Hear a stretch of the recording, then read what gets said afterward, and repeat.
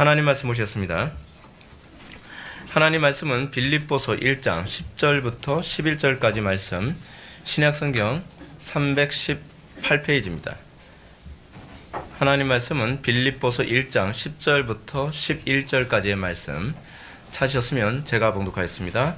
스스로 지극히 선한 것을 분별하며 또 진실하여 허물 없이 그리스도의 날까지 이르고 예수 그리스도로 말미암아 의의 열매가 가득하여 하나님의 영광과 찬송이 되게 하시기를 구하노라. 아멘. 이 시간은 용어 정리 47번째 강의가 되겠습니다. 분별이라고 하는 제목으로 하나님 말씀 증거하도록 하겠습니다. 분별. 그리스도인의 정체성 가운데에 결코 빼놓을 수 없는 덕목이 분별입니다. 분별이 없으면 우리는 세상에서 등대 역할을 감당할 수 없습니다. 그러니까 세상 사람들이 교회를 바라볼 때에 교회를 통해서 기대하는 것이 사실은 분별이거든요. 자연인들의 가장 심각한 문제가 뭐냐면 분별력이 없다는 것입니다. 그래서 그들은 세상을 바라볼 때 자기의 철학으로 바라보고 자기의 욕심으로 바라보고 자기 자신의 죄악된 본성으로 바라보기 때문에 그들에게 항상 나타나는 문제는 무엇이냐면 분별과 진단의 문제가 발생하게 됩니다. 분별과 진단의 문제가 생기게 되면 자동적으로 어떤 문제가 발생할까요? 그 문제는 해결하는 솔루션, 이 해결 방법에 대한 접근 방식이 잘못될 수밖에 없습니다. 의료에 종사하고 있는 그 분들이 우리 교회도 몇 분 계시지만 한 사람을 치료하는 데 있어서 치료의 가장 중요한 전제는 무엇이냐면 올바른 진단입니다. 근데 그것이 이제 일종의 우리 영적으로 얘기하면 분별이라고 할 수 있죠. 진단이 잘못되면 아무리 의술이 좋거나 아무리 그것에 대한 지식이 많다 할지라도 그 사람을 결코 치료해낼 수 없고 이 문제를 해결해낼 수가 없습니다. 지금 한국교회가 가지고 있는 가장 심각한 치명적인 어려움이 무엇인가?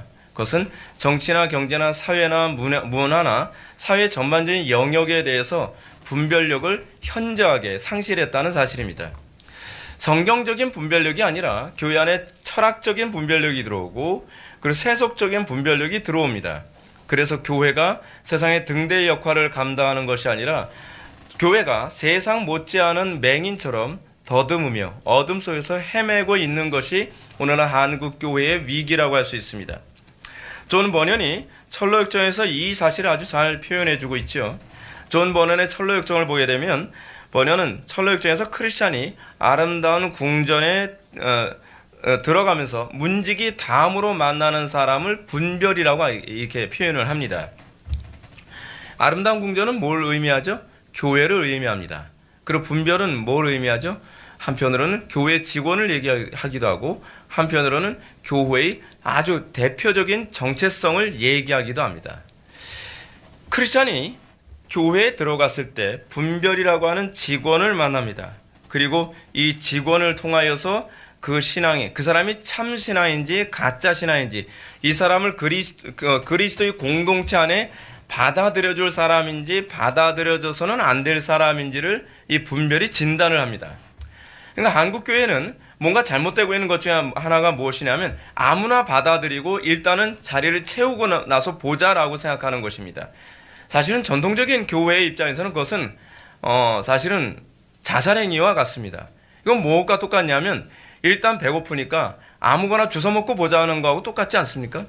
아무거나 막 주워 먹고 나면 배는 당장 부를지 모르는데 그 다음에 무슨 현상이 나타나죠? 배탈이라는 게 나죠. 배탈이 납니다. 배가 탈이 나기 시작을 하죠.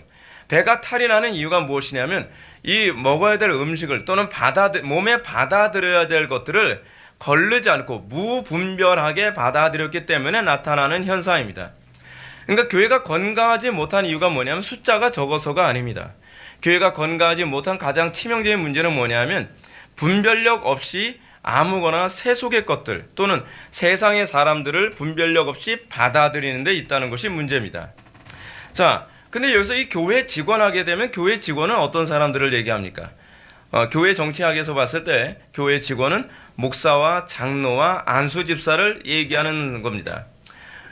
목사와 장로와 안수집사의 중요한 역할이 무엇이냐면 분별하는 역할을 합니다. 그들은 분별하여 세례를 주기 전에 이 사람이 세례를 받기에 합당한 사람인지 합당하지 못한 사람인지 그 사람의 신앙을 진단합니다. 우리 교회에서도 하는 작업이 있죠.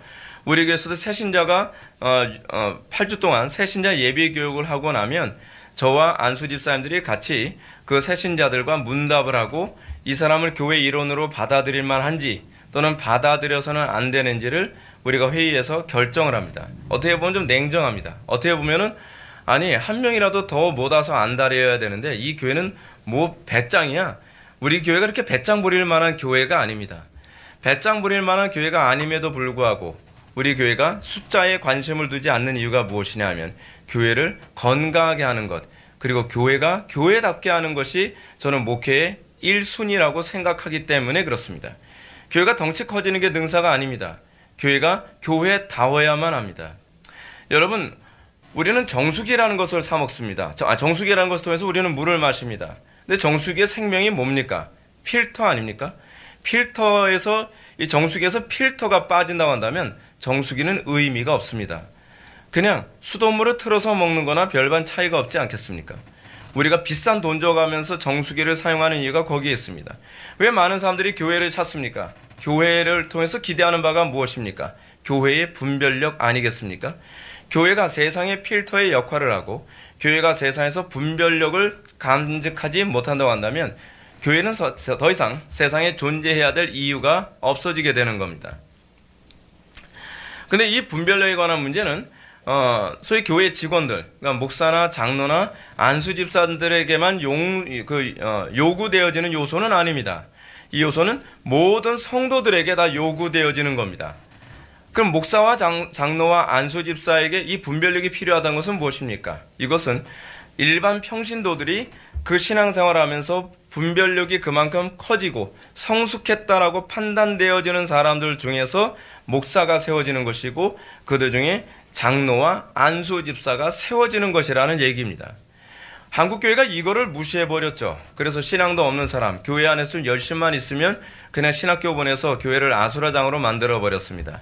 또 교회 안에서 돈 있고 세속적으로 권력 있고 그리고 말빨 센 사람, 그런 사람을 장로로 세우거나 안수 집사로 세워서 교회를 쑥대밭으로 만들어버리고 말았습니다.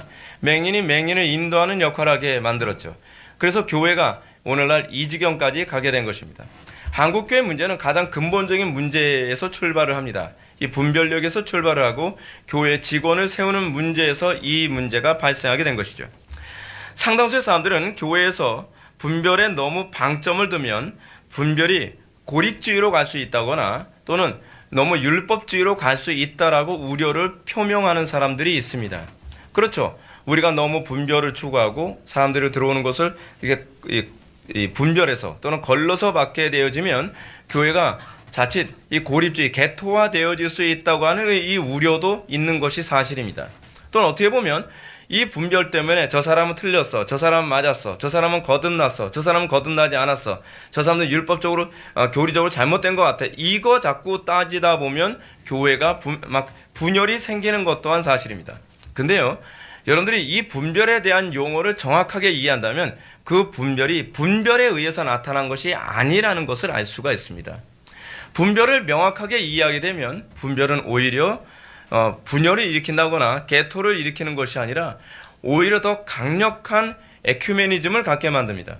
그리고 오히려 더 강력하게 세상 속으로 이 침투에 들어가는 소금의 역할을 감당하게 만드는 것이죠. 자, 분별은 과연 무엇일까요? 이 부분에 관해서 먼저 접근해 들어가 봅시다. 이 분별이라고 하는 말은 사실 본질과 비본질을 아는 태도입니다. 그러니까 여러분, 본질과 비본질을 구분하지 못할 때에 사실은 분별력이 없다고 얘기하는 겁니다. 때문에 분별력을 지닌 사람들은 하나의 신앙 고백 안에서 신앙의 다양성을 볼 줄 압니다. 여러분, 하나의 신앙 고백이라고 하는 본질 안에서 다양성을 볼 수 있게 되어지면 분열로 가겠습니까? 아니면 오히려 더 온전한 에큐메니즘으로 가겠습니까? 이거는 분명하죠. 오늘날 상당수의 교회가 분열로 가게 되어진 이유가 뭐냐면 거의 다수가 그렇습니다. 다 그런 건 아니지만 소위 다양성을 볼 줄 모르기 때문에 분열이 일어나는 겁니다.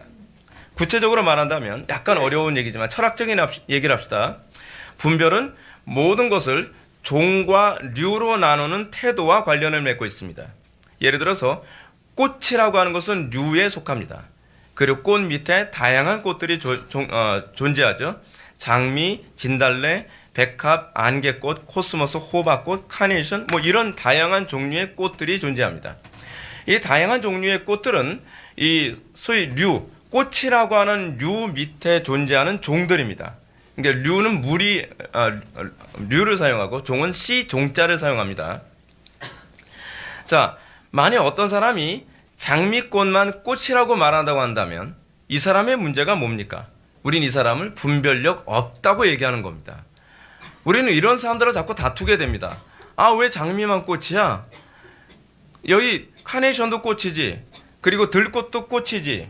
그리고 뭐 코스모스도 꽃이지. 안개꽃도 꽃이지. 그럼 이 사람은 아닙니다. 이렇게 얘기하죠. 아니, 장미만 꽃이야. 장미만 꽃이야. 거기서 소위 분별력이 없음 때문에 이 분열이 가중되어집니다. 꽃이라는 류의 본질을 볼 줄 모르기 때문에 다른 것을 꽃이라고 볼 수가 없는 겁니다. 이런 사람들은 여러 가지 꽃이 모여서 아름다운 조화를 이룰 수 있다는 것을 사실 볼 줄 모르죠.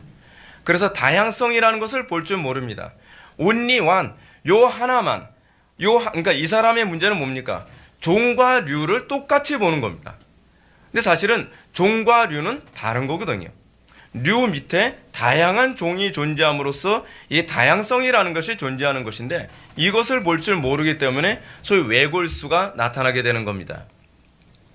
기독교 신앙에서도 이 동일한 현상이 나타나죠. 류로서 기독교가 존재합니다. 기독교는 본질입니다. 근데 이 기독교라는 본질 밑에 다양한 종이 존재하죠. 장로교, 그리고 루터교, 침례교, 감리교, 성결교, 오순절 등을 우리는 또 그 밑에 있는 다양한 종이라고 얘기할 수 있습니다. 우리는 이런 다양한 종 밑에 있는 교회들을 기독교로 우리가 포용을 하죠. 근데 이 소위 본질에서 벗어나면 우리는 그걸 뭐라고 얘기합니까? 이단이라고 얘기하는 겁니다. 근데 소위 이 본질을 규정하는 핵심이 뭐예요? 그게 이제 소위 신앙 고백 아닙니까? 사도신경 같은 것들, 그렇죠? 그렇지 않으면 우리가 기독교를 규정할 수 있는 보수적인 기본적인 본질을 무엇이라고 얘기하느냐? 예수 그리스도의 동정녀 탄생, 예수 그리스도의 죽으심과 부활, 또 뭐가 있나요? 성경의 무호성을 믿는 믿음, 이런 다양한 몇 가지 종류의 항목이 있습니다. 이 항목이 하나의 본질이죠. 그리고 이 본질을 품고 있는 교파나 교회를 우리는 뭐예요? 기독교 교회 또는 기독교 교파라고 우리가 그 종을 인정해 주는 겁니다. 장로교만 기독교로 한다면 그는 아마도 기독교의 본질을 모르는 사람일 가능성이 많습니다. 분별력이 없는 사람의 특징은 내 교회만 교회고 다른 교회는 교회가 아닌 것처럼 생각을 합니다. 또 잘못된 교회와 바른 교회를 이런 사람들은 분별할 줄 모릅니다. 주로 간판만 보면서 정통 교회니까 괜찮겠거니 그 간판만 보면서 교회를 찾아다닙니다. 혹은 유명한 대형 교회면 믿을 만한 교회일 것이라고 그냥 찾아갑니다. 큰 교단에 속해 있으면 참 교회라고 또 생각하기도 합니다. 중요한 것은 장로교파 안에서도 어떤 장로교회는 기독교의 본질을 지키지 않는 교회들이 있습니다. 그거는 사실은 기독교가 아니죠. 그렇죠? 그거는 기독교라고 하는 소위 범주 안에 간판은 달고 있을지 모르나 우리는 어떻게 분별해야만 합니까? 우리는 냉철하게 저 교회는 기독교가 아니구나. 저거는 소위 기독교라고 하는 본질 안에 들어가지 못하는구나 라고 그렇게 볼 수 있어야만 합니다. 그래서 기독교의 본질이 없다면 그 교회는 이단으로 규정될 수도 있고 또는 사이비라고 할 수도 있습니다. 우리 노회 안에서도 어떤 특정 교회가 굉장히 사이비적인 그 행태를 보이는 교회가 있었습니다. 사모님이 성령춤을 추세요. 우리 교회 사모님은 못 춥니다. 네. 그 사모님이 노회 목사님들이 왔더니 사모님이 나와서 성령춤을 추는데 목사님들이 미치는 줄 알았대요. 다들 성령춤 추고 장풍 쏘고 레이저 쏘고 거의 스타워즈 수준이에요. 그러니까 목사님들이 그거 보고서 기겁을 한 거예요. 그래서 이 목사님들이 노회에서 이 교회를 우리가 어떻게 해야 되느냐 해서 이 교회를 7일 했습니다. 이 교회가 이런 부분에 관해서 포기를 하지 않는다고 한다면 그 이단적인 요소들을 포기하지 않는다고 한다면 우리 교단에서 제명 또는 면직을 시키겠다고 얘기한 거죠. 그래서 나중엔 결국 7위까지 갔습니다. 왜 그런 거죠? 여러분, 교회 안에서 이런 7위를 통해서 무엇을 하는 겁니까? 너는 우리의 본질을 가지고 있지 않아 라고 얘기하는 거죠. 그런 것들을 분별하는 행위를 하는 것이 교회 직원들이 하는 일이죠. 그렇죠? 자, 이렇게 본질을 볼 수 있을 때 비로소 우리는 뭐라고 얘기합니까? 아, 분별할 줄 안다 라고 얘기하는 겁니다.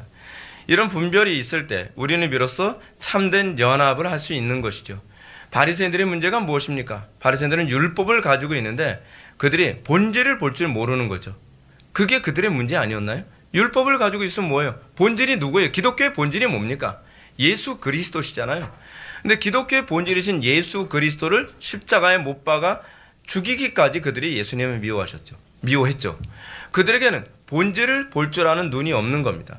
그들이 본질을 볼 줄 아는 눈이 없기 때문에 예수님께서 뭐라고 얘기합니까? 맹인이라고 얘기하는 거죠. 맹인이 맹인을 인도하는 어리석은 자라고 얘기하는 것입니다. 본질을 볼 줄 모르니까 그것은 신앙이 아니라고 보는 겁니다. 우리가 소위 연합이라고 하는 것을 했을 때에 우리 기독교의 소위 연합이라고 하는 것은 사실은 본질 안에서의 연합입니다. 로이드 존스 목사님이 이걸 진리 안에서의 하나됨이라고 얘기를 합니다. 복음의 본질을 담자고 있다면 어느 교파에 속해 있든지 연합이 가능합니다. 그러나 오늘날 기독교 연합은 본질을 망각한 연합이라는 데에서 그 연합의 문제가 심각합니다. 우리가 류가 완전히 다른 종교나 집단과 연합을 추구하고 있다는 것이 문제죠. 그들은 이렇게 얘기합니다. 우리가 서로 다름을 인정하고 양보하여 서로 화해하고 연합하는 것이 하나님의 뜻이다. 우리가 서로 이제는 화해한다. 우리는 더 이상 다투지 않는다. 우리는 더 이상 싸우지 않는다. 그러니 하나님께서 얼마나 기뻐하시겠느냐라고 얘기합니다. 다름을 서로 용납해 준다. 어떻게 보면 굉장히 설득력 있는 것 같습니다. 그러나 그는 용어를 왜곡한 겁니다. 다름이 아닙니다. 틀림입니다. 서로 다름이란 본질이 같은 것을 전제로 하는 것을 다름이라고 얘기합니다. 그러니까 제가 자꾸 말꼬리 물고 늘어지는 것처럼 들릴 수 있을지 모르지만 우리는 이 용어 하나하나 단어 하나가 얼마나 중요한지를 전혀 의식을 못하고 아무렇게나 사용하는 문제가 있어요. 특히 오늘날 종교 지도자들이라고 하는 사람들이 이런 용어 하나하나를 조심성 있게 사용을 잘 못합니다. 다름이라는 게 뭐라고요? 본질이 같은 걸 전제로 하는 것을 다름이라고 하는 거죠. 그렇죠? 너하고 나하고는 달라라고 하는 건 무엇입니까? 본질은 공유하는데 본질을 가지고 있는 다양성 안에 또 다른 다양성을 소유하고 있다는 얘기입니다. 따라서 성경이 가르치는 연합, 소위 에큐메니즘은 본질적인 신앙 고백을 기초로 한 다양성을 인정하는 겁니다.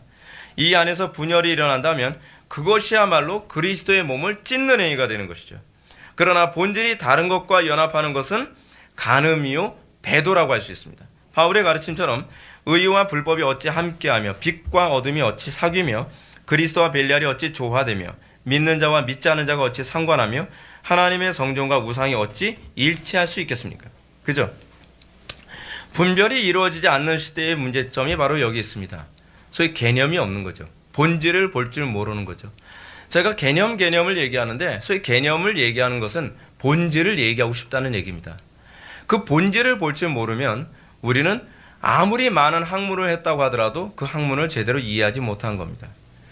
저는 이제 제가 항상 책을 읽을 때 저의 관심사는 무엇이냐면 내용을 암기하는 것이 아닙니다. 암기할 만한 능력도 못 되고요. 저는 항상 책을 읽을 때 그 책에서 그래 이 사람이 말하고자 하는 핵심이 무엇인가, 본질이 무엇인가, 개념이 무엇인가 항상 관심을 갖습니다. 그 개념을 딱 머리에 탑재하고 나면 그 다음엔 그 사람이 무슨 말을 했는지 마치 고구마 줄거리 딱 잡고서 끌어올리면 그 알타리처럼 막 이렇게 고구마 그 열매가 막 매달려서 올라오잖아요. 그냥 자동적으로 그 논리 안에서 그냥 연상이 되고 떠오르게 되더라고요. 그러니까 기독교 신앙이라는 게 그겁니다. 기독교 신앙이라고 하는 것은 소위 본질이 무엇인가를 바라볼 줄 아는 것. 거기서 사실은 우리의 신앙이 방향성을 잡게 되는 것이죠. 여러분, 우리는 항상 무엇에 관심을 갖습니까? 우리 기독교인들은요. 우리는 이 시대에 본질이 무엇이냐고 해서 끊임없이 얘기하지 않나요? 인간의 본질은 뭐죠? 인생의 본질이 무엇이죠? 하나님을 믿는다는 것에 대한 본질이 무엇이죠? 근데 이 본질에 대해서 전혀 질문을 던지지 않습니다. 그냥 예수만 믿으면 된다고 생각합니다. 예수가 뭐냐고 물으면 자꾸 말하는 것에 대해서 딴지를 건다고 얘기해요. 아니, 딴지를 거는 것이 아니라 본질을 알고 믿느냐고 물어보는 겁니다. 그래서 이 본질에 무관심하면서 교회만 다니니까 자꾸 어떤 현상이 나타나죠? 예수 얘기하면 다 기독교라고 생각을 하는 거예요. 신천지건 구천지건 뭐 하나님의 교회건 무슨 교회건 하나님의 교회, 여호와의 증인 뭐 이름도 다 그렇게 그런 예수를 얘기하고 뭘 얘기하면 그냥 그 용어에만 휩쓸려서 그냥 따라다니는 거죠. 그거에 대한 본질에 대해서는 알려고 하지 않습니다. 우리도 예수 믿어요. 근데 그 예수가 어떤 예수냔 말이에요. 본질은 모르고 그냥 그 명칭만 따라가는 거예요. 사도 바울이 뭐라 그러죠? 너희들의 문제는 무엇인지 아니? 너희들은 다른 예수, 다른 영. 지금 이 여기서의 다름은 본질의 다름입니다. 이 본질이 다른 것을 너희들이 추구하고 있어라고 사도 바울이 얘기하고 있죠. 근데 우리는 내가 본질이 다른 것을 추구하고 있는지를 전혀 진단해내지 못하고 무너지고 있습니다. 이게 한국교회 현실입니다. 한국교회 현실이에요. 그래서 한국교회를 보고 뭐라고 얘기합니까? 분별력이 떨어진다고 얘기하죠. 세상 사람들보다 분별력이 더 떨어집니다. 가정의 본질이 무엇인지도 모르고 예수 믿음에 대한 본질이 무엇인지 모르고 직업의 본질이 무엇인지 모르고 우리 개혁자들이 끊임없이 외쳤던 게 사실 다 본질 얘기한 거거든요. 근데 우리는 그 본질에 대해서 무관심하고 인생을 허비하고 있습니다. 자, 그럼 한번 볼까요? 그렇다면 분열이 율법주의로 가게 한다는 이 주장에 관해서 한번 생각해 볼까요? 상당수의 목회자들이 교리를 가르치면 분열과 아울러 율법주의가 성행하게 된다고 우려한다고 그랬습니다. 이런 우려를 해결하는 것은 그것도 바로 앞에서 언급했던 본질과 비본질에 대한 관점에서 이해하면 명확해집니다. 율법주의의 문제는 본질보다는 외형에 더 큰 비중을 둔다는 데 있습니다. 기도를 했는가 하지 않았는가에 관심을 가는 거죠. 또는 주일을 성수했는가 성수하지 않았는가, 헌금을 했는가 안 했는가, 뭐 이런 것들이 율법주의자들의 관심사입니다. 내용엔 관심이 없죠. 어떤 기도를 했느냐는 관심이 없습니다. 그리고 기도를 하는 목적이 무엇인가에 관해서는 별로 관심이 없죠. 주로 뭐에 관심을 갖죠? 했어 안 했어? 그쵸? 헌금 했어 안 했어? 주일 성수 했어 안 했어? 했어 안 했어? 이 동사가 얘기하는 것처럼 겉으로 보여지는 행위에만 주로 관심을 갖는 거죠. 예수님은 이런 율법주의들을 향해서 뭐라고 얘기합니까? 회칠한 무덤이라고 얘기하죠. 이들은 율법의 형식은 철저히 지키지만 율법의 본질인 정의와 긍휼과 믿음은 저버렸다는 것이 문제입니다. 이런 모습은 신앙의 초신자들에게서 흔히 나타나는 모습이거든요. 신앙의 초신자들은 본질 잘 모릅니다. 그냥 교회만 왔다 갔다 합니다. 그러면서 그냥 여기서 더 이상 본질을 가르치지 않으면 형식주의자가 되기 쉬운 거예요. 신앙의 초신자들은 겉으로 드러난 것만이 전부인 것처럼 보입니다. 그러나 신앙이 자라고 분별력이 생기는 신자는 어떻습니까? 연약한 신자들을 참고 인내하며 이해하게 됩니다. 저 사람이 주일 성수를 못했다 할지라도 본질을 저 사람이 포기했는지 그렇지 않은 본질이 아닌 외형을 포기한 것인지를 볼 줄 아는 눈이 생기기 시작합니다. 저 사람이 헌금을 했느냐 안 했느냐가 아니라 저 사람이 헌금을 못한 그 본질이 무엇인가를 주로 보려고 합니다. 이게 이제 신앙생활이 오래되어지면 그리고 좀 성숙한 신앙인이 되었을 때에 나타나게 되는 현상이죠. 근데 문제가 여러분들이 그 본질을 볼 줄 모르면 다른 형제들을 어떤 진단하고 판단할 때에 그 형제들의 외적인 행위만을 가지고서 오류를 범할 가능성이 많다는 겁니다. 그래서 교회 안에서의 직분자들, 목사와 장로와 안수집사와 같은 사람들이 왜 교회 안에서 필요한가? 그들은 본질을 볼 줄 아는 안목 안에서 성도들을 진단하고 케어할 수 있어야 하기 때문에 그렇습니다. 그래서 우리 교회도 지금 안수집사님들이 4분이 세워져 있지만 이 안수집사님 4분들도 끊임없이 본질을 보는 데 많은 관심을 가졌으면 좋겠습니다. 그리고 그 본질을 보면서 더 견고하게 교회를 세워나가고 성도들 한 명 한 명을 케어할 수 있다면 정말 금상첨화의 교회가 될 겁니다. 그런데 애석하게도 한국교회는 분별과 판단과 정죄라고 하는 이 용어 자체를 그냥 혼용해서 사용하고요. 이 용어를 제대로 이해하지 못하고 있습니다. 분별하는 행위를 뭐라 얘기합니까? 판단하지 말라라고 막 정죄를 해대기 시작합니다. 아마도 이런 모습은 오류와 불성실로 가득한 목회자가 자신의 목회와 또는 설교를 위장하기 위한 방편으로 용어를 악용하는 것 같습니다. 목사님이 강단에서 설교한 것에 관해서 질문하게 되면 함부로 설교 판단하지 마. 질문하지 마. 그래서 그 입에 자꾸 재갈을 자꾸 물리려고 하죠. 왜요? 자기가 전혀 이 자기 자신의 불성실이 교인들 앞에 드러날까봐 두려운 거죠. 이런 태도는 성경적인 태도가 아닙니다. 성경은 사도들의 가르침이라고 하더라도 분별의 대상이라고 가르칩니다. 여러분들이 설교를 들을 때 여러분들이 설교를 분별해서 들으라는 얘기는 무슨 얘기냐면 설교의 본질을 볼 줄 알아야 된다는 얘기입니다. 상당수의 교인들이 설교의 본질은 볼 줄 모르고 설교의 표현만을 문제시 삼는 경우도 많이 있죠. 이게 이제 소위 설교를 잘못 듣는 전형적인 현상입니다. 자, 이 사도행전 17장 11절을 보게 되면 베레아 사람들에 대해서 사도들의 가르침이 베레아 사람들이 사도들의 가르침에 대해서 어떻게 반응을 했다고 얘기합니까? 본문을 보면 이렇습니다. 베레아에 있는 사람들은 데살로니가에 있는 사람들보다 더 너그러워서 간절한 마음으로 말씀을 받고 이것이 그러한가 하여 날마다 성경을 상고하였다라고 얘기합니다. 이 사도행전의 기자 누가는 베레아 교인들의 이런 설교를 듣는 태도에 대해서 상당히 긍정적으로 기술을 하고 있습니다. 그리고 이 가르침에 대해서 이들이 사도들의 가르침에 대해서 두 가지로 반응했다는 것을 우리들에게 얘기해 주는데 첫 번째는 무엇이냐면 간절한 마음으로 말씀을 받았다는 것입니다. 이것이 소위 본질을 볼 줄 아는 사람들의 전형적인 특징이죠. 여러분들이 왜 자꾸 설교를 들으면서도 또는 책을 읽으면서도 여러분 책을 읽을 때도 그렇지 않나요? 여러분 책 읽을 때도 책의 핵심을 볼 줄 모르는 사람, 책의 본질을 볼 줄 모르는 사람 특징이 뭐냐면 간절한 마음으로 그것을 보지 않을 때 그렇습니다. 자, 두 번째로 그들은 이렇습니다. 이것이 그러한가요? 날마다 성경을 상고했다는 겁니다. 간절한 마음으로 말씀을 받기만 한 것이 아니라 날마다 성경을 상고했다는 거예요. 누구의 설교를 가지고요? 사도들의 설교를 가지고서요.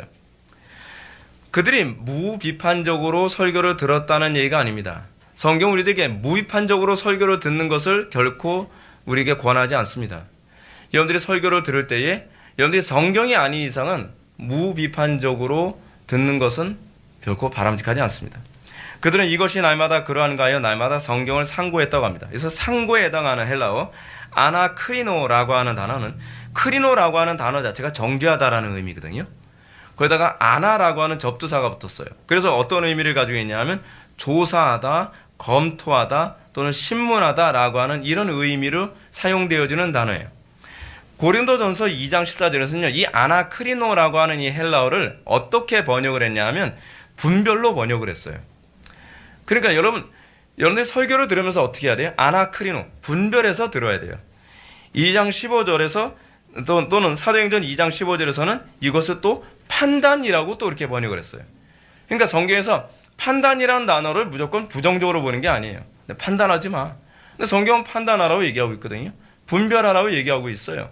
성경은 우리들에게 그것이 그런가 그렇지 않은가 상고하라고 우리들에게 요구하고 있죠.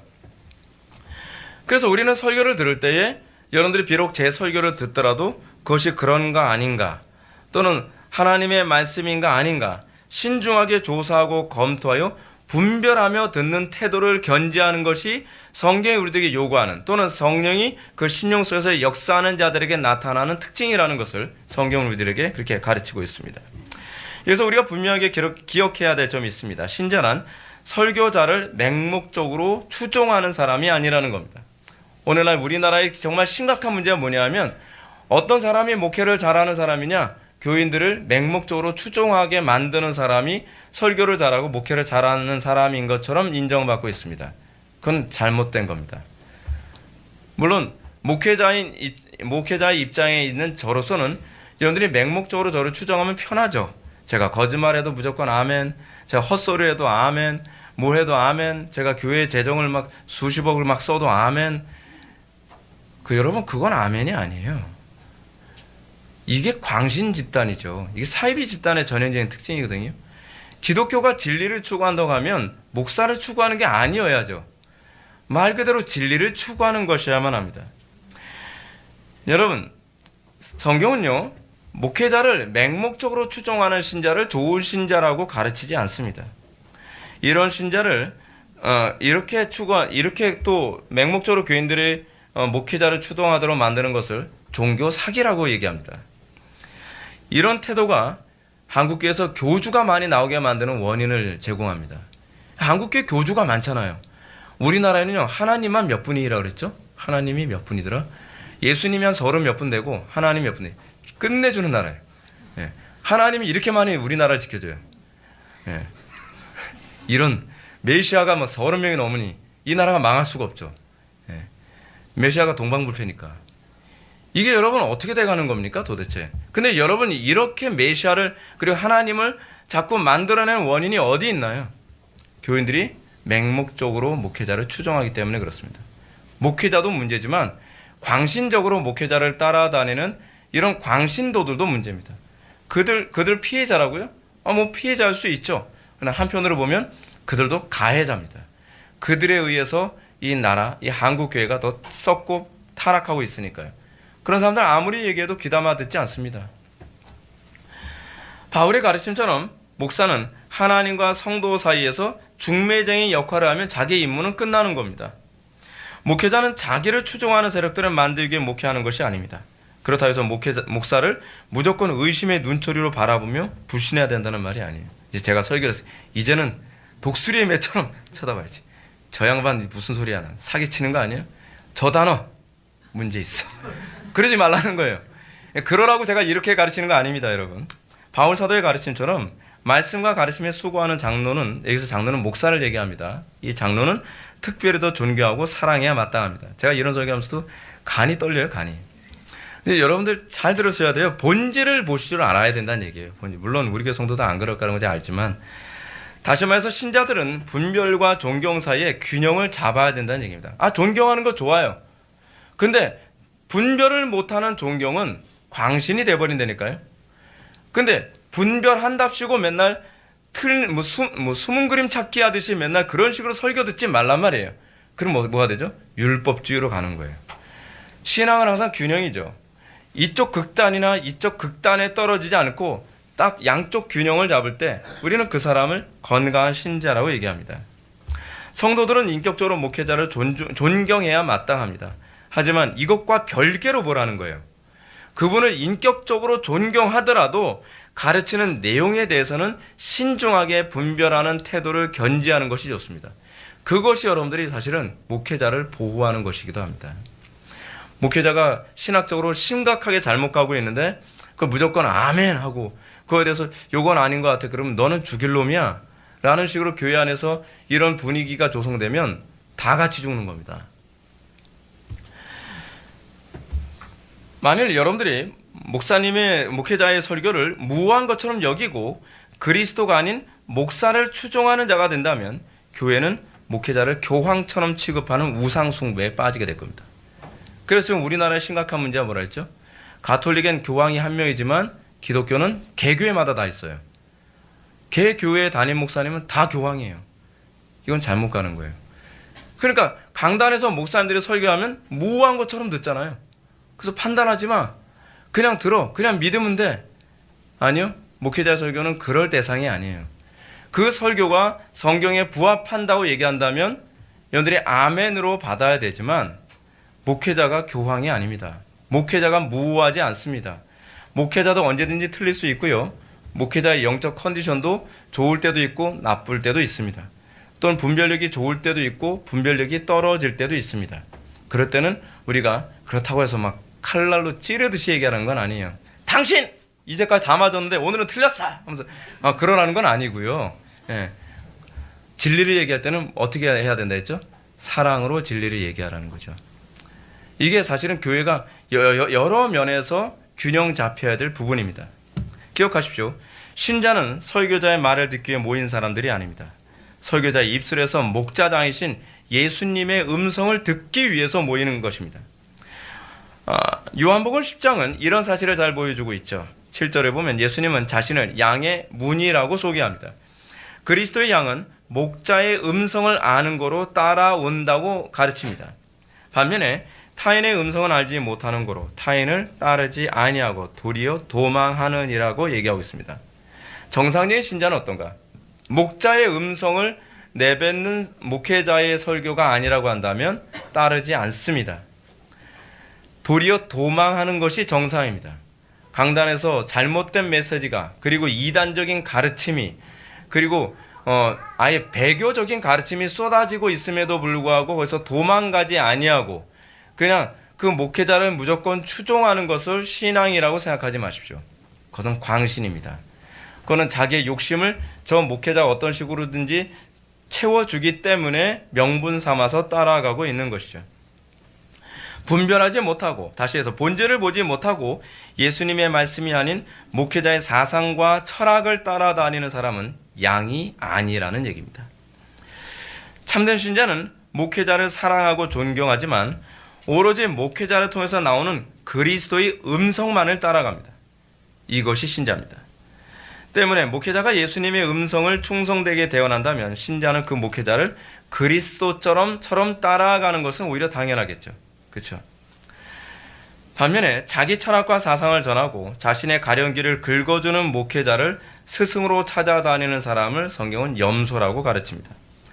따라서 만일 참된 신자라고 한다면 설교자의 입에서 나오는 말씀이 그리스도의 음성인지 아니면 타인의 음성인지를 분별할 줄 알아야 합니다. 왜냐하면 사단은 예나 지금이나 광명의 천사로 자신을 위장하여 신자들을 끊임없이 미혹하고 있기 때문에 그런 것이죠. 고린도후서 11장 14절이 그렇게 가르치고 있습니다. 이것은 이상한 일이 아니라 사탄도 자기를 광명의 천사로 가장하나니. 사탄이 광명의 천사로 위장하여 신자들을 미혹한다는 사실은 요한계시록에서 더욱더 선명하게 잘 나타나고 있죠. 요한계시록 13장 11절부터 12절을 보면 내가 보매 또 다른 짐승이 땅에서 올라오니 어린 양같이 두 뿔이 있고 용처럼 말을 하더라. 그가 먼저 나온 짐승의 모든 권세를 앞에서 행하고 땅과 땅에 사는 자들을 짐승에게 경배하게 하니 곧 죽게 되었던 상처가 나은지라. 그래서 사도 요한이 미혹하는 영에 대해서 얘기합니다. 땅에서 또 다른 짐승이 하나 나온다고 얘기합니다. 근데 그 짐승의 외형을 보니까 양처럼 두 뿔이 있다고 얘기합니다. 양처럼 두 뿔이 있다는 것은 겉으로 봤을 때는 그리스도를 너무나 닮았다는 얘기입니다. 거짓 선지자의 특징이 그렇습니다. 겉보기에 참된 목회자처럼 위장을 하는데 천재적입니다. 이들은 도덕적으로 뛰어난 방식으로 위장할 수도 있습니다. 또는 점잖고 종교적 열정이 있으며 아주 친절한 태도를 통해서 자신을 참된 목회자로 위장할 수 있다는 겁니다. 뿐만 아니라 13절에 의하면 이들은 큰 이적을 행하여 사람들 앞에서 불이 하늘에서 땅에 내려오게 하기도 한다고 얘기합니다. 기사와 이적도 행한다고 합니다. 자, 근데 그 이적의 출처를 사도 요한은 뭐라고 얘기하냐면 짐승 앞에서 받은 이적이라고 얘기합니다. 생각해 보십시오. 도덕적으로 훌륭합니다. 말도 청산유수처럼 잘합니다. 그리고 굉장히 친절하고 점잖고 종교적 열정도 있습니다. 그런데 거기다가 이 사람이 기사와 이적까지 행합니다. 병도 고쳐요. 능력도 행해요. 금가루도 뿌려요. 그리고 그 교회에서 설교 듣고 나면 막 복 받아요. 자, 이런 목회자라고 하더라도 여러분들 분별하기 너무 어렵지 않을까요? 그럼에도 불구하고 분별력 있는 신자는 그의 행동을 보는 것이 아니라 그의 입술에서 무엇이 나오는지를 보게 된다는 겁니다. 그래서 요한계시록 13장 11절 보면 이 거짓 선지자가 용처럼 말을 하더라 라고 얘기합니다. 그렇다면 목소리가 이렇다는 얘기가 아니죠. 그렇죠? 그의 메시지 자체가 굉장히 심각하다는 거죠. 그래서 이 용처럼 말한다는 것이 무엇인가를 12절에서 설명해 줍니다. 뭐라고요? 처음 짐승에게 경배하게 하는 것입니다. 우상을 숭배하게 하는 것입니다. 하나님을 섬기도록 하는 것이 아니라 세상을 섬기도록 만들고 하나님을 섬기도록 하는 것이 아니라 다른 종교에 대해서 관대하게 만들고 하나님을 섬기도록 하는 것이 아니라 재물을 명예를 성공을 그리고 행복을 숭배하도록 만드는 것입니다. 여러분들 이렇게 하는 사람들 좋아합니다. 여러분들 행복하게 만들어준다는데 여러분들 부자로 만들어준다는데 여러분들을 건강하게 만들어준다는데 여러분들 성공하게 만들어준다는데 싫어할 사람이 어디 있겠습니까? 그리고 여러분들의 감정을 숭배해 주는데 싫어할 성도들이 어디 있겠습니까? 수많은 사람들이 그렇게 넘어간다는 거죠. 근데 놀랍게도 이 가르침이 구약에도 똑같이 나오는 부분이 있습니다. 신명기 13장입니다. 신명기 13장을 보게 되면 모세는 너희 중에 선지자나 꿈꾸는 자가 일어나서 이적과 기사를 보이고 더 나아가 그 이적과 기사가 그 말대로 이룰지라도 그 선지자나 꿈꾸는 자의 말을 청종하지 말라고 얘기합니다. 기사와 이적이 이루어져요. 또 예언을 하는데 예언이 이루어진단 말이에요. 근데 청종하지 말래요. 그 이유가 무엇인가? 그들이 꿈과 환상과 기사와 이적을 통해서 목표로 하는 바가 요한계시에서 얘기하는 것 똑같아요. 다른 신을 우리가 조차 섬기자는 거예요. 다른 신을 섬기게 하는 것, 하나님을 높이고 하나님을 섬기도록 하는 것이 아니라 결국 그렇게 사람들의 마음을 사로잡아서 우상을 숭배하게 하는 쪽으로 이끈다고 한다면 그거는 가짜라는 겁니다. 좀 오늘날 지금 그러지 않나요? 오늘날 지금 한국교회에서도 지금 심각한 게 뭡니까? 정치적으로 자기네들이 원하는 얘기를 해줘요. 근데 그 사람들이 인격적으로 훌륭한 사람도 있어요. 또는 기사와 이적을 행하는 사람들도 있어요. 근데 그 사람들이 정치를 숭배하는 사람들이다 보니까 또는 이 땅에서 풍요와 즐거움과 행복을 숭배하는 사람들이다 보니까 그 사람이 어떤 말을 했든 그 사람이 누구를 숭배하게 만들었던 건 중요하지 않다는 거예요. 중요한 건 그 사람이 내가 원하는 신을 숭배하도록 이끌기 때문에 그가 한 모든 말과 행동에 대해서는 전혀 문제 삼지 않죠. 성경은 구약이나 신약이나 우리에게 동일하게 그런 부분을 경고하고 있습니다. 그래서 우리는 목회자의 말을 맹목적으로 따르는 태도가 얼마나 위험한지 알 수 있습니다. 그가 비록 인격적으로 훌륭하고 매력 있으며 기사와 이적과 능력을 행하는 사람이라도 그 가르침이 참 하나님을 경외하고 섬기도록 인도하는 것인지 아니면 짐승을 경배하도록 유도하는 것인지 분별할 줄 알아야만 합니다. 결국 뭐예요? 본질을 볼 줄 알아야 된다는 거예요. 설교자가 광장에서 모진 고난과 괴로움을 극복하며 나를 따르라라고 외치는 애국자라 하더라도 다르지 않습니다. 제가 지금 누구 얘기하는지 알죠? 보네퍼 같은 사람을 얘기하는 것이기도 합니다. 또 보네퍼의 사상을 따르는 요즘 한국교회 여러 사람들을 제가 얘기하는 것이기도 하죠. 가난한 자들의 아버지처럼 행동하는 사람이라도 분별해야만 합니다. 병을 고치고 신비한 체험을 하게 하는 사람이라도 냉철하게 분별할 줄 알아야만 합니다. 무엇보다 이 시대는 세상 철학과 속임수로 신자들을 가르치는 목회자들을 조심해야만 합니다.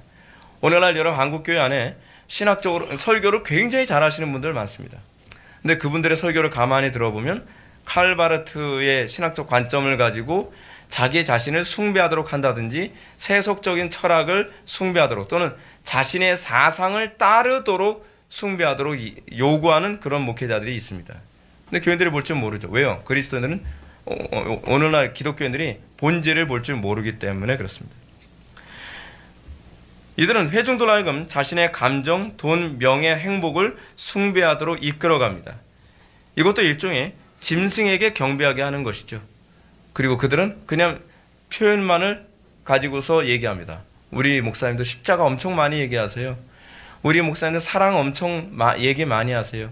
우리 목사님도 구제 엄청 많이 해요. 오케이, 나쁘지 않아요. 그런데 그 내용, 본질이 무엇인가를 볼 줄 알아야 된다는 거죠.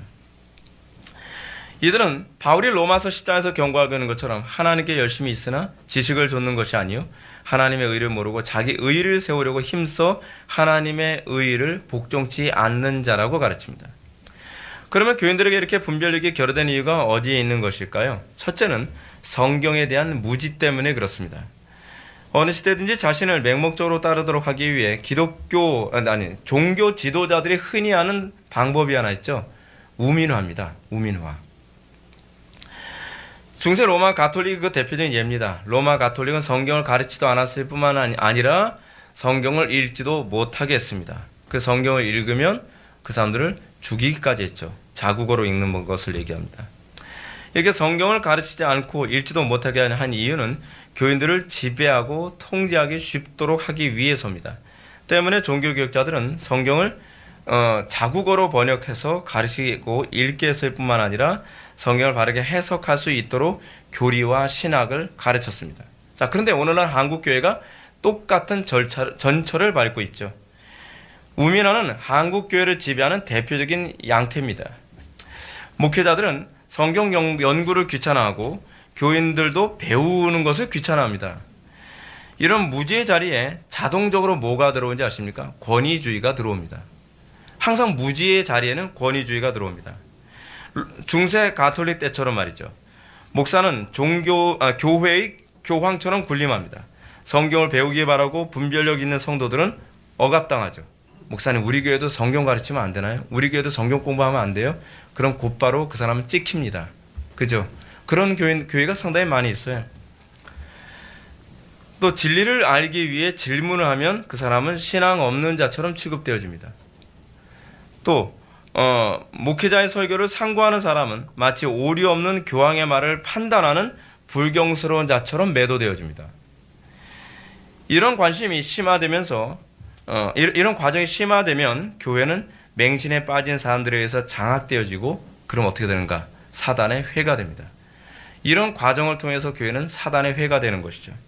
두 번째로 교인들에게 분별력이 상실되는 이유는 성령의 조명하심을 구하지 않기 때문에 그렇습니다. 분별은 이성의 영역이 아닙니다. 물론 우리는 성경을 이성적으로 배우는 것을 통해 분별을 하죠. 그러나 성경을 이성적으로 배울지라도 성령의 조명을 받지 못한 사람은 항상 배우나 진리에 이를 수가 없습니다. 칼빈의 말을 지난 시간에 제가 인용했던 얘기인데, 칼빈의 말을 다시 한번 인용해 봅시다. 성령이 결여되면 성례는 우리 마음속에 아무것도 이룰 수 없다. 그것은 마치 태양의 광채가 맹인의 눈에 비치고 귀머거리 귀에 울려 퍼지는 것과 같다라는 말과 같죠. 때문에 성령의 조명 없이 지식으로만 교리를 배운 사람은 특정 이단에 대해서 아무리 가르쳐도 또 넘어가고 또 속고 또 넘어가고 그럽니다. 왜냐하면 맹인의 눈에 빛을 비춘 것하고 똑같은 것이기 때문에 그렇습니다. 신학과 교리를 많이 알아도 성령께서 조명해 주신 교리와 신학이 아니라면 분별에 아무런 도움이 되지 않습니다. 제가 아는 사람들 중에서도 교리를 그토록 가르쳤는데도 결국은 이단으로 가는 사람은 제가 여럿을 봤습니다. 바울도 항상 배우지만 진리에 끝내 이르지 못하는 여인들에 대해서 얀네와 얀브레가 모세를 대적한 것 같이 그들도 진리를 대적하였다라고 얘기합니다. 항상 배우고 항상 진리를 배우고 배웠는데 결국 얀네와 얀브레처럼 하나님을 대적하고 교회를 대적하더라는 것이죠. 교리를 배웠다고 해서 지식이 많다고 해서 하나님 대적하지 않는 것 아닙니다. 제가 그래서 여러분들 기도 생활 안 하면 자꾸 뭐라고 하죠? 기도 생활 안 하는 사람을 저는 제일 무서워해요. 왜냐하면 우리 교회 안에서 이 오랜 세월 동안 설교를 듣는데, 그렇게 해서 오래 설교 들으면 지식이 엄청 많이 쌓이거든요. 근데 거기다가 기도를 안 하면 이 죄인 중에 괴수가 돼가지고 교만해서 아무도 감당할 수가 없어요. 그러니까 여러분 기도 생활 등한시하지 마십시오. 여러분들이 많이 알수록 더 많이 겸손해져야 됩니다. 많이 알수록 무릎을 더 많이 꿇어야 합니다. 그게 여러분들 자신을 지키는 것입니다. 마지막으로 분별의 조건에 대해서 살펴보고 말씀을 마치고자 합니다. 우리는 철로역정에서 분별이라는 사람이 아름다운 궁전의 입구를 지키고 있었음을 서론본에서 우리가 잠깐 살펴보았죠. 번연은 이 부분을 통해서 교회가 어떻게 분별의 기능을 갖게 되는지를 설명해 줍니다. 분별은 크리스찬의 신앙 고백을 듣고 영접합니다. 그리고 그녀는 세 사람을 소개하죠. 그 세 사람은 이름이 뭡니까? 경건, 신중, 자비입니다. 이 경건, 신중, 자비를 이 분별이 소개해줬다라고 하는 이 문학적 구도를 이 번연이 사용한 이유는 무엇이냐면, 소위 분별의 아주 중요한 세 가지 요소를 소위 경건, 신중, 자비라고 본 것입니다. 그러면 경건은 무엇인가? 경건은 가장 핵심적인 것 중에 하나입니다. 경건이란 하나님께 대한 경외심과 사랑에서 나오죠. 그렇죠? 만약 하나님께 대한 경외와 사랑이 결여된다면 결코 분별하지 못합니다. 분별력이 떨어지는 사람들의 공통적인 특징이 뭐냐면 하나님에 대한 경외심과 사랑이 없습니다. 경외심과 사랑이 없으니까 어떤 현상이 나타날까? 자기 본성에 이끌리는 대로, 그리고 경외심이 없으니까 하나님의 경고를 두려워하지 않고 하나님의 경고를 가볍게 취급하면서 결국 진리에서 떠나는 현상이 나타나게 되거든요. 야고보서 1장 14절의 말씀처럼 자기 욕심에 끌려 미혹됩니다. 하나님에 대한 경외심과 사랑이 없이 세상에 대한 욕심과 미련이 가득한 사람은 진리를 결코 명쾌하게 볼 수 없습니다. 그들은 자기 욕심이 끌리는 대로 거짓이 얘기하면 그 거짓에 또 끌려다닙니다. 그러므로 불경건한 사람이 분별력이 뛰어날 것이라고 하는 것은 기대할 수 없습니다. 우리는 오늘날 강단에서 설교는 그럴싸하게 잘하는데 그의 삶에 경건이 아무것도 없는 사람을 보면서도 우리는 좋은 설교로 생각을 하는데 그렇지가 않습니다. 분별의 기초는 그의 경건한 삶에서 나옵니다. 두 번째로 신중입니다. 신중은 매사에 조심성과 진지함 있는 태도를 말하죠. 이런 태도의 근원은 경고를 항상 마음에 새기는 자세에서 나옵니다. 성경과 교회사에서 분별력이 없다 살다가 멸망당한 사람들의 특징이 무엇입니까? 그들은 배우지만 마음에 새기지 않습니다. 아무리 경고를 듣지만 마음에 새기지 않습니다. 그냥 듣고 잊어버립니다. 그 예로서 롯의 사위를 들 수 있죠. 롯의 사위가 왜 분별력이 없죠? 롯의 사위에게 롯이 틀림없이 얘기했습니다. 소돔과 고모라서 이제 멸망한다. 근데 어떻게 반응했습니까? 농담으로 여겼다고 얘기합니다. 신중하지 못한 사람은 결코 분별력이 없습니다. 아무리 설교를 잘하는 사람이라 한다 할지라도, 아무리 교리에 대한 지식이 많다 할지라도 그에게서 신중함이 나오지 않는 사람은 항상 분별력에 치명적인 문제가 있습니다. 신중한 사람의 특징이 무엇이냐면 한 번 받은 경고를 마음에 새기고 똑같은 오류를 반복하지 않으려는 태도를 견지합니다. 또 지적을 받고 또 지적을 받고 또 지적을 받음에도 불구하고 그 오류에 또 빠지고 또 빠지고 또 빠진다면 어떻게 이런 사람에게서 우리가 분별력을 기대할 수 있겠습니까? 그죠? 노아 시대에도 노아의 가족 외에 수많은 사람들이 심판의 경고를 받았지만 그들이 신중하지 못했기 때문에 그 말을 제대로 받아들이지 않고 결국 멸망하게 되었습니다. 야곱의 표현처럼 이런 사람들은 거울로 자신의 생긴 얼굴을 보고 그 모습을 곧 잊어버리는 자와 같습니다. 이런 사람들은 경고를 들어도 마음 깊이 담지 못하여 그 넘어진 것을 계속 반복해서 넘어지죠. 베드로가 얘기하는 것처럼 참된 속담에 이르기를 개가 그 토하였던 것에 돌아가고 돼지가 씻었다가 더러운 구덩이에 도로 누웠다 하는 말이 그들에게 응하였도다 라고 얘기합니다. 이들의 특징은 신중하지 못하다는 데 있습니다. 마지막 세 번째로 분별의 요소는 자비죠. 자비라는 그 단어가 영어로 mercy라고 하잖아요. mercy. 이 mercy 영어로 긍휼히 여김을 얘기하죠. 이는 하나님의 사랑에 기초한 이타적인 사랑의 태도를 얘기합니다. 모든 올바른 분별은 율법의 이중계명처럼 하나님 사랑과 이웃 사랑에서 나옵니다. 여러분, 분별의 기초가 뭡니까? 주의 계명 아닌가요? 율법이잖아요. 근데 그 율법이 뭐예요? 사랑이죠. 사랑. 그 하나님 사랑, 이웃 사랑이라고 하는 이 카테고리 안에서 우리는 모든 것을 분별하는 기초가 나오게 됩니다. 우리가 분별하는데 어두워지는 이유가 무엇이냐면 하나님을 사랑하지 않기 때문에, 그리고 이웃에게 어떻게 사랑을 실천하는 것인지를 알지 못하기 때문에 분별을 못합니다. 왜 우리는 자녀 양육하는 데 실패하죠? 왜 우리는 분별하지 못하죠? 그것은 하나님을 사랑하는 마음과 이웃을 내 몸처럼 사랑하는 마음으로 자녀 양육을 바라보지 못하기 때문에 그렇습니다. 나라의 정치를 우려합니다. 그리고 국가를 사랑한다고 얘기합니다. 그런데 하나님 사랑, 이웃 사랑이라고 하는 율법의 이중 계명의 관점에서 보지 아니하면 그 부분에 대해서 진단하고 해결하는 솔루션이 굉장히 잘못된 길로 갑니다. 항상 우리의 분별은 사랑에서 출발해야만 합니다. 하나님 사랑, 이웃 사랑이 없는 사람은 결코 그에게 분별을 기대할 수가 없습니다. 분별은 이 사랑은 분별의 기준이 됩니다. 그래서 우리에게 끊임없이 하나님의 사랑을 우리의 마음속에 부어달라고 해야만 합니다. 그리고 그 사랑 안에서 우리가 모든 것을 분별하고 그리고 그 안에서 항상 본질을 볼 수 있는 저와 여러분들 되기를 바랍니다. 분별에 대한 정의를 얘기하겠습니다. 분별이란 하나님과 이웃을 사랑하고 경건하며 신중함으로 세상과 구별된 삶을 살도록 하는 변화된 성품입니다. 기도하시겠습니다. 사랑이 많으신 하나님, 우리에게 분별할 수 있는 성품을 회복시켜 주시고 또한 우리의 마음속에 본질을 볼 줄 아는 안목을 허락하여 주옵소서. 이 세상은 분별하지 아니하면 세상과 구별할 수 없고 분별하지 아니하면 세상에서 소금과 빛의 역할을 감당할 수 없는 줄 압니다. 우리의 마음속에 분별력을 허락하여 주이사 어디에 가든지 복의 근원으로 살게 하여 주옵소서. 예수님의 거룩하신 이름으로 기도올렵나이다. 아멘.